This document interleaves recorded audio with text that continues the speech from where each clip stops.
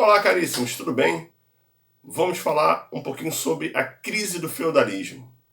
Esse evento que começa por volta do final do século XIII, atravessa todo o século XIV e desemboca no século XV com a saída de cena do feudalismo e a ascensão do modelo capitalista no período que chamou-se de Idade Moderna. É sempre importante destacar que esses processos eles não são feitos de um dia para a noite, e sim ocorrem de forma processual, ou seja, aos poucos, ao longo das décadas, dos anos e dos séculos. E essa crise do sistema feudal também ela acontece nesse sentido. Algo processual que demora alguns séculos para ter essa mudança no sistema. Um dos elementos principais, a crise teve vários elementos, mas alguns se destacaram, como por exemplo os desmatamentos de grandes áreas da Europa, né, ocorridos ao longo do século XII e XIII, com a expansão dos campos, vai alterar esses desmatamentos, vai alterar o regime de chuvas na Europa, criando momentos de intensa seca em algumas regiões e intensas chuvas em outras regiões. E numa época que as plantações, né, que o cultivo era extremamente dependente das condições climáticas, se até hoje ainda imagina naquela época que você não tinha tecnologia nenhuma nesse sentido, você tinha várias crises geradas por falta de alimentos. Ora faltava alimento numa região, gerava fome numa região, ora faltava na outra. Né? Já que um período de grande seca, um período de grandes enchentes, poderia levar à plantação de toda aquela região. Né? Lembrando que a Europa medieval é uma sociedade muito ligada ao campo, muito ligada ao cultivo. Um dos grandes fatores que vão levar também a essa crise do sistema feudal vai ser o surgimento de uma pandemia, né, que hoje nós chamamos de pandemia, mas que na época não tinha esse nome, que é o surgimento da peste negra, uma doença com um alto índice de mortalidade. Estima-se que a peste negra ela chega na Europa por volta do final do século XIII, início do século XIV, através dos navios que chegavam do Oriente. Né? Ela vem do Oriente. E ela vai ocasionar, durante o século XIV, praticamente, quase cerca de 13 milhões de mortes na Europa.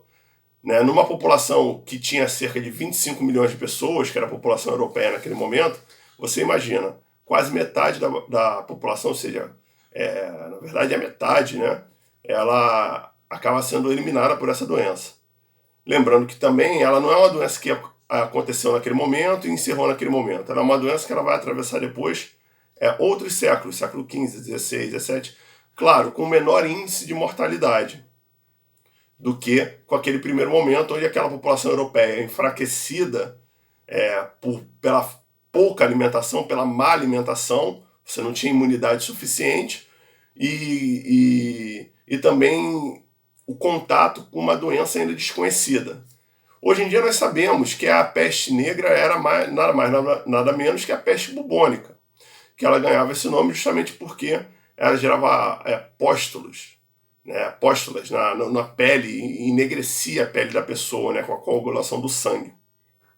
E ela é transmitida através da pulga dos ratos ou também pela saliva humana, né, infectando uma pessoa ou outra, e essa infecção era muito rápida. Era cerca de 3 dias essa pessoa infectava. Né? Essa doença ela vai matar milhões de pessoas e vai ter uma grande consequência nessa crise da Idade Média, né? Nessa crise do sistema feudal. Com as cidades com péssimas condições de higiene, a transmissão era muito rápida dessa doença. Era uma transmissão feita com muita velocidade. Um outro fator também que vai favorecer essa transmissão vai ser a questão da religiosidade. A gente não pode deixar isso de lado também. A Europa medieval ela era muito religiosa e começa a acreditar que essa doença seria um castigo divino, seria algo punitivo, e as pessoas cada vez mais também se aglomeravam nas rezas coletivas e intensificava a transmissão dessa doença. Né? É interessante que a doença ela vem com a consequência do renascimento comercial, né? Com o aumento do volume das transações comerciais, já que esses navios do Oriente carregam esses ratos com essas doenças, começam a circular também no Ocidente, nos portos do Ocidente.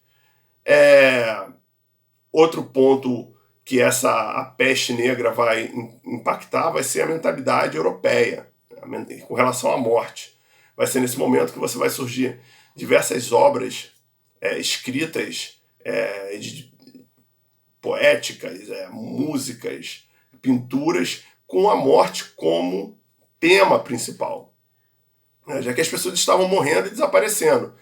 Então você vai ter aí grandes quadros relatando como temática morte, caixões, pessoas mortas, pessoas de todas as classes sociais, já que era uma doença que também não via limites de classes sociais entre ricos, nobres e servos.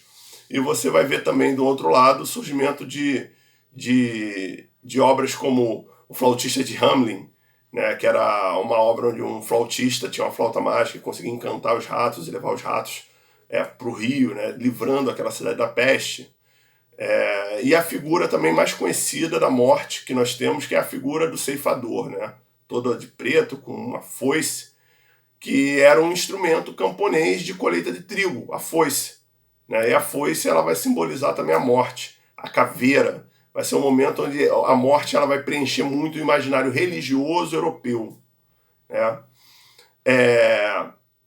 Claro, esse grande número de mortos vai gerar na Europa uma crise enorme de mão de obra, já que você não tinha gente para trabalhar nos campos, para trabalhar nas cidades, faltavam trabalhadores, né, para trabalhar nesses diversos espaços.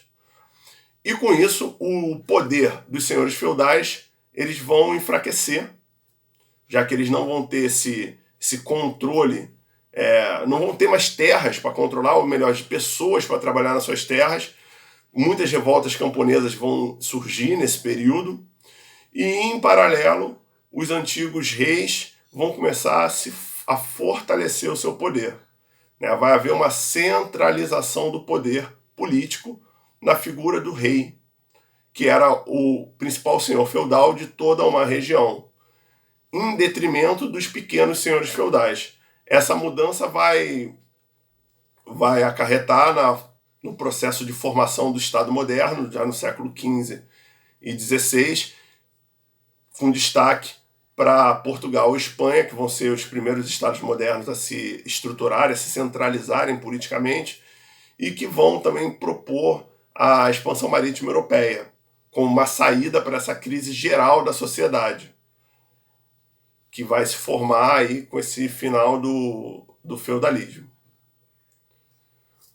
Com os poderes centralizados nas mãos de reis e rainhas, a burguesia das cidades vão se aliar a esses reis e rainhas e vão passar a estruturar essa aliança, vai passar a estruturar o que nós vamos chamar de Estado moderno, que vai surgir a partir do século XV e XVI. Um abraço e fiquem bem.